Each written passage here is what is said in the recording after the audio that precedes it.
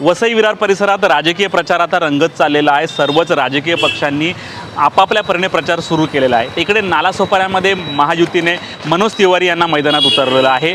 नालासोपाऱ्यात मोठ्या प्रमाणावर उत्तर भारतीय मतदार आहेत आणि दरवर्षी मनोज तिवारी हे उत्तर भारतीय मतदारांना आकर्षित करण्यासाठी सोपाऱ्यामध्ये येतात आणि मतदारांशी संवाद साधतात। आज देखील मनोज तिवारी यांची रॅली झाली।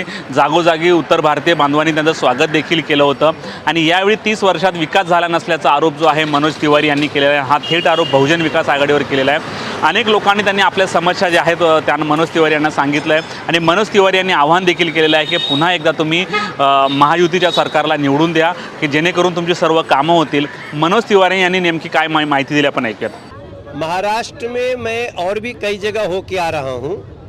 मैं पुणे भी गया हूँ, मैं नागपुर भी गया हूँ।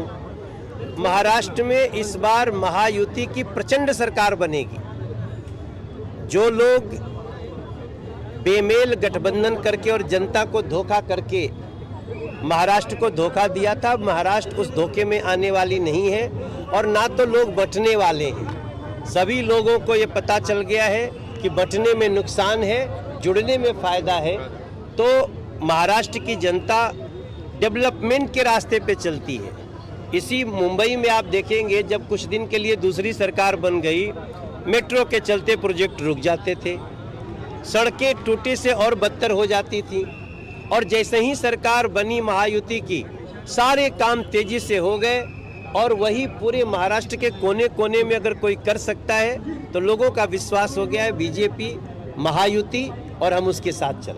धर्म और जाति पे आधारित है, क्या कहना? ना ना ना ना, सबका साथ सबका विकास अगर सही मायने में कहीं चल रहा है तो वो महायुति है। ये तो आज ही आप देखेंगे वायनाड में एक प्रियंका वडेरा जी चुनाव लड़ रही हैं। उन्हीं के पार्टी के मतलब जो इंडी अलायंस में जो कम्युनिस्ट है उसके मुख्यमंत्री कहते हैं कि ये यहाँ पे जमाते इस्लामी जैसे कट्टरपंथियों आतंकियों के समर्थकों का समर्थन ले रही हैं। तो ऐसी कांग्रेस जो आतंकियों का भी समर्थन ले सकती है चुनाव में, वो न तो हिंदू का हो सकती है, न मुसलमान का हो सकती है, न तो इंसान का हो सकती है। ये बात लोगों को पता चल रहा है। हम आज महायुति किसी भी कम्युनिटी के लोग हों, आप कहीं भी ऐसा उदाहरण नहीं दे सकते जहां किसी के साथ नाइंसाफ़ी होती है। सबका साथ सबका विकास ये हमारा नारा नहीं है, हमारा मंत्र है और इस मंत्र पे महाराष्ट्र को आगे बढ़ाना। सर देखो, सांसद के जिम्मे पानी, छोटी गली ये नहीं होती है। इसको हम बार बार समझाते हैं।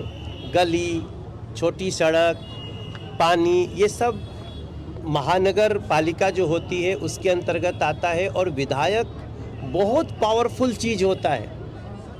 सांसद कानून बनाने के लिए होते हैं, सांसद इस देश की नीतियां बनाने के लिए होते हैं। हम तो नीति बनाए हैं कि प्रत्येक गरीब को भी हम 5 साल तक अनाज देंगे, हम उसको भूखे नहीं सोने देंगे। ये हमारी नीति है।